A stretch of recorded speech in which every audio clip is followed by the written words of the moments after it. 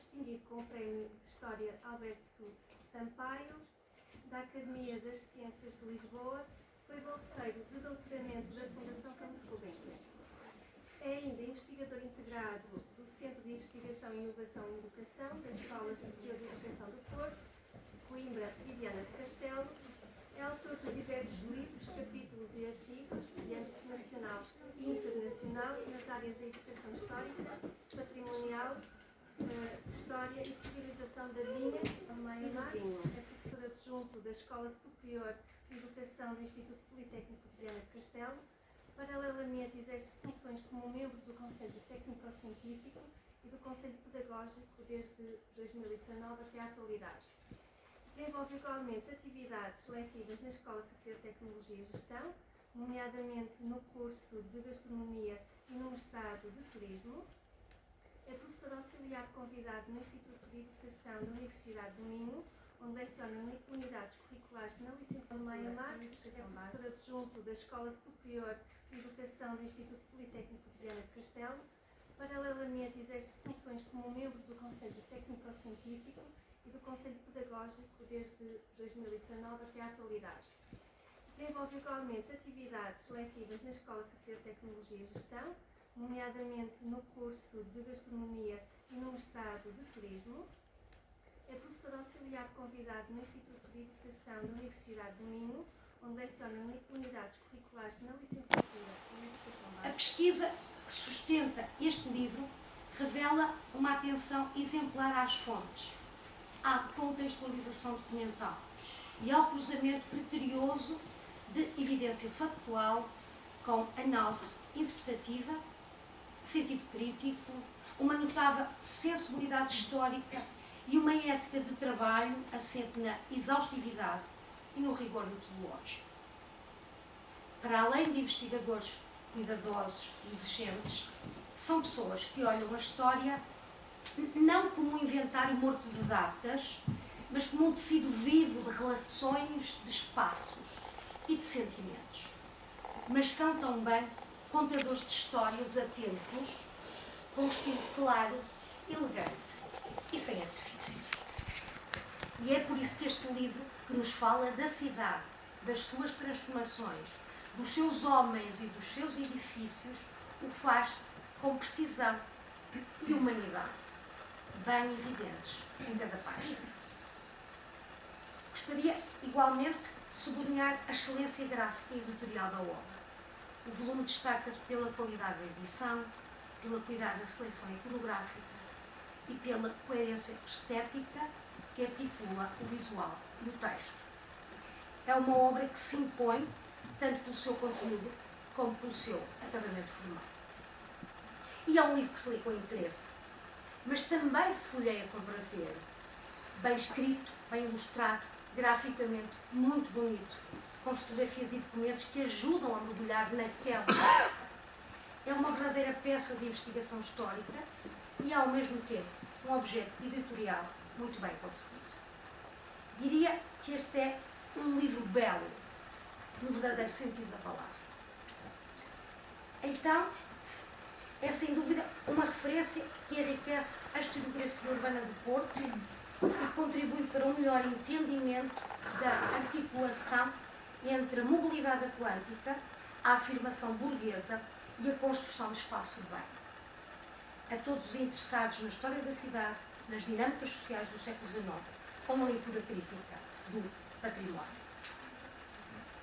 Em suma, este é um livro que honra o seu tema, honra a cidade do Porto e honra, sobretudo, o trabalho sério e apaixonado dos seus autores. É um livro que vale a pena ler, reler e ter na estante. Parabéns! E obrigada a todos pela vossa presença.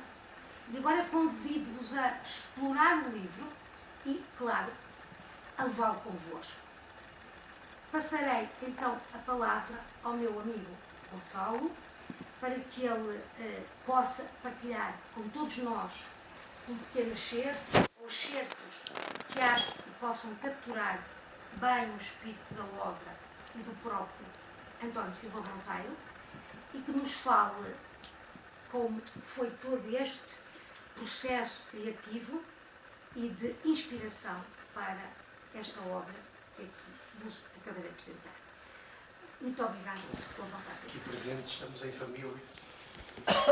Eu queria agradecer em primeiro lugar à doutora Cristiana Freitas.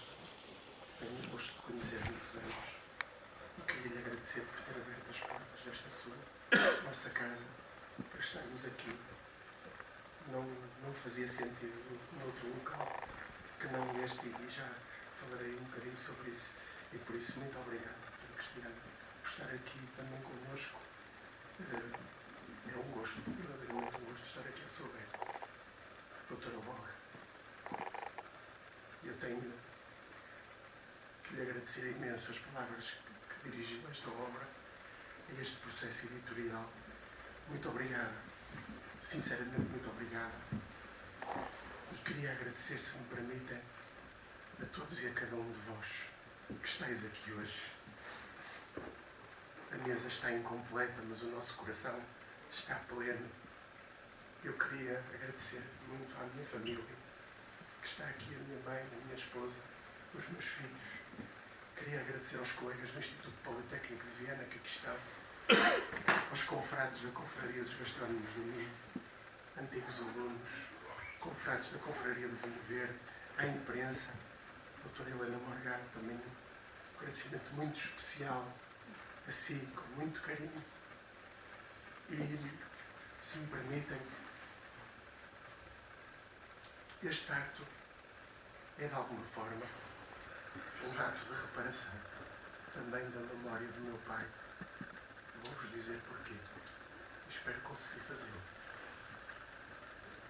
No passado dia 25, quando ele nos deixou, eu iria fazer precisamente a apresentação deste livro no Porto, no Palacete de Silva Monteiro, pela segunda vez, que ele foi apresentado pela primeira vez em dezembro de 2024. A doutora Olga também teve ocasião de referir, a propósito dos prefácios, etc. E esse no âmbito do segundo objeto dos seus discursos da Câmara Municipal de Porto, que foi uma das promotoras, quando o meu pai realmente, infelizmente, nos deixou. E, portanto, estar aqui hoje era um ato obrigatório, do meu ponto de vista. Não podíamos, de maneira nenhuma, adiar ou cancelar este evento que já estava programado há algum tempo entre nós. E por isso queria dizer isto. Fazia todo sentido estar aqui. E queria-vos agradecer porque, num dia de chuva e de temporal, não se assustaram e vieram e estão cá. E isso, para mim, para a minha família e para todos, é algo que jamais esquecerei. Queria dizer-vos, relativamente a este livro, como a doutora Olga referiu, é um livro que homenageia uma figura extremamente importante do século XIX português, que foi o Conde António Silva Monteiro. Este homem viu muito além do seu tempo. Ele esteve envolvido, ele foi um brasileiro de torna-viagem, e, portanto, foi um homem que viveu sempre entre os dois hemisférios, entre as duas margens, no Oceano Atlântico, não é? E ele teve sempre muito claro que a riqueza, a fortuna, só fazia sentido se estivesse ao serviço dos outros. E foi exatamente isso que este homem fez. E, nesse sentido, ele cruza-se também com outro homem que está aqui também presente connosco, com a autora deste livro, e que foi o meu mestre e mentor, José Augusto Maia Marques. Um homem que viveu para a cultura, para o ensino, para a investigação. Sobre o Conde Silva Monteiro, nós tínhamos alguns dados dispersos, mas era necessário, claro, empreender uma pesquisa rigorosa nos arquivos, e temos aqui uma grande arquivista à minha beira.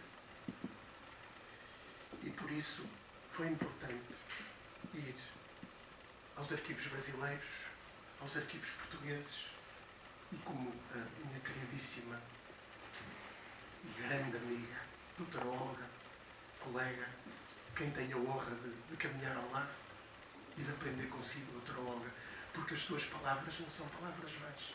são as palavras de alguém para quem o rigor, para quem a excelência, para quem, de facto, os resultados maturados são também o seu timbre e o seu registro. E, portanto, se me permite, acolhi as suas palavras com particular reverência, gratidão e grande sentido de estímulo também, porque sei bem que, além das palavras amigas, são também as palavras da professora doutora Olga Matos.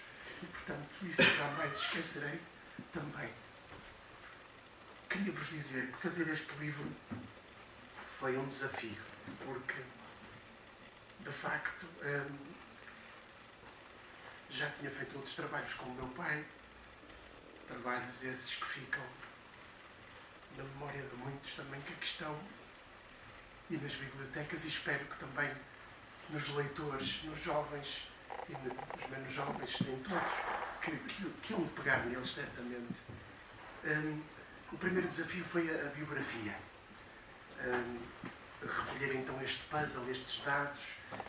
Os arquivos brasileiros foram nesse aspecto também uma grande ajuda, e o facto de estarem disponíveis, e eu queria também dizer aqui que o esforço que as instituições arquivísticas fazem na disponibilização dos seus fundos é algo extraordinário e que nós não temos noção.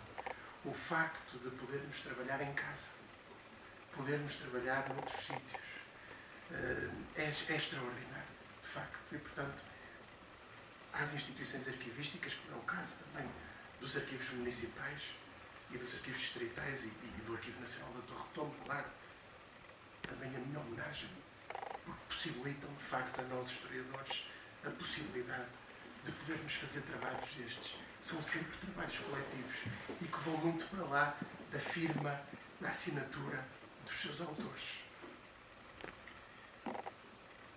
Porquê António Silva Monteiro? Porquê o Palacete dos Vinhos Verdes aqui, em Ponte de Lima? Por todas as razões. Ponte de Lima é um território fundamental na região demarcada dos Vinhos Verdes. Fundamental. O Conde António Silva Monteiro, ao ter feito o Palacete da Rua da Restauração, número 318, concebeu, sem o saber na altura, mas com um sentido prospectivo, a casa a partir da qual irradiaria toda uma região. O Palacete de Silva Monteiro, o gosto da sua decoração, da sua vertente arquitetónica, como aqui muito bem referiu a professora Olga, foi o resultado do gosto deste brasileiro torna-viagem, mas também deste colecionador de viagens, de experiências, e que deixou também no Rio de Janeiro, por exemplo, um hospital de beneficência para a comunidade portuguesa, que ainda hoje existe, e que tem traços, aliás, também falamos nisso aqui, muito parecidos com o Palacete. Mal ele sabia, não é, que depois da sua morte em 1885, e já vou falar nisso, porque é muito interessante perceber que este livro, como depois poderão ver, vai para além da vida do seu patrono. Porquê? A vida da família Silva Monteiro depois da morte do seu patrono não foi fácil. Como de alguma maneira a nossa também não está assim. Estamos a procurar ultrapassar. E então o que é que aconteceu? Os seus filhos e depois as suas netas passaram muitas dificuldades, porque o Conde era uma pessoa muito generosa nas doações e também nas causas sociais a que se dedicou. Só para terem uma ideia, ele foi um defensor do abolicionismo, mesmo antes dessa questão se colocar, enfim, da abolição da escravatura, como sabem, e portanto ele defendia o trabalho livre. Ele era empresário, mas tinha uma noção de responsabilidade social nessa função de empresário verdadeiramente notável. Então o que é que aconteceu? O filho depois, por exemplo, José Silva Monteiro, ele aparece como representante de uma marca comercial, neste caso a Mercedes-Benz, na altura, no princípio, não é? Está ligado depois às exposições no Palácio de Cristal, à própria cidade do Palácio de Cristal, porque o Conde também tinha essa ligação, mas as netas vão passar por grandes dificuldades. e vão ter que literalmente começar a vida do zero. Elas criaram o curso de música Silva Monteiro, que é ainda hoje uma escola no Porto de música, e começaram a partir daí a ganhar a sua vida como professoras de piano, etc. E nós vemos aqui neste livro também essa vida, esse renascer.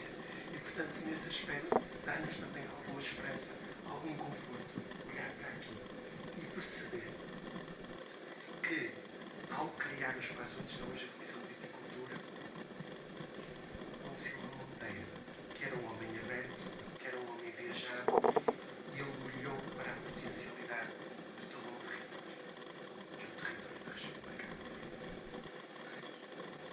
E no Porto, tradicionalmente ligado ao vinho do Porto, como sabem, proporcionaram um espaço, de facto, destacado, numa cidade que é uma cidade portuária, portanto, onde entram e saem produtos, onde entram e saem ideias, dessa forma, permitiu realmente que espaços como este, aqui está, numa região como esta, construímos dia a dia com vinhos de excelência, em produtores que aqui estão presentes e que é um caminhar coletivo e que este homem muito ajudou a isso, não é? Porque não foi só um espaço que ele criou, como a doutora Olga disse aqui, falou-se aqui uma casa, a casa, e aqui a casa é muito mais do que um edifício, é a herança, é um legado, é a memória, é a família, não é? E portanto, deixem-me dizer-vos que, apesar das circunstâncias, foi de facto um processo fantástico. Tenho pena de, enfim, ter perdido um companheiro de caminhada, mas tenho agora a esperança de, através do seu computador, dos muitos inéditos que nos deixa, dos muitos trabalhos que ficaram por publicar, podermos, com outros amigos, com todos os que aqui estão, continuarmos a perpetuar o legado de Silva Monteiro, mas também, se me permite, de José Augusto Maia Marques. A doutora Olga desafiou-me a ler um excerto. É uma tarefa difícil, mas se calhar talvez aqui o final. Quis o destino que esta organização se viesse instalar no Palacete Silva Monteiro, a casa tão sonhada por António da Silva Monteiro, e em que deixou investir tanto da sua paixão, conhecimento, sensibilidade e bom gosto. A CVRVV uniu assim o seu destino ao de uma família laboriosa, honrada, criativa e, sobretudo, com um enorme sentido social. Não poderia ser senão no Porto, cidade dos vinhos, do vinho também, que desembocaria esta organização, cuja instalação no Palacete Silva Monteiro cumpre este ano, precisamente, portanto, 2024, 80 anos de história. Será esse o mote para a nossa próxima aventura literária.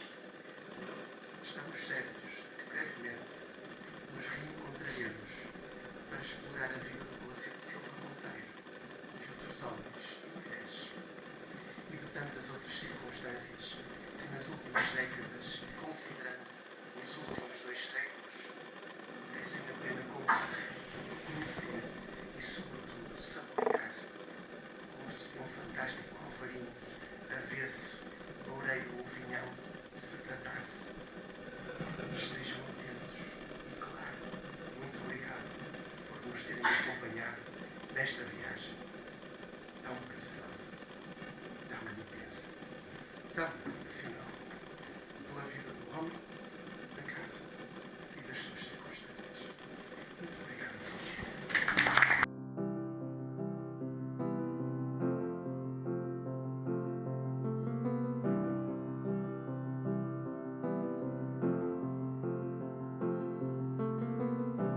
Imagine there's no heaven.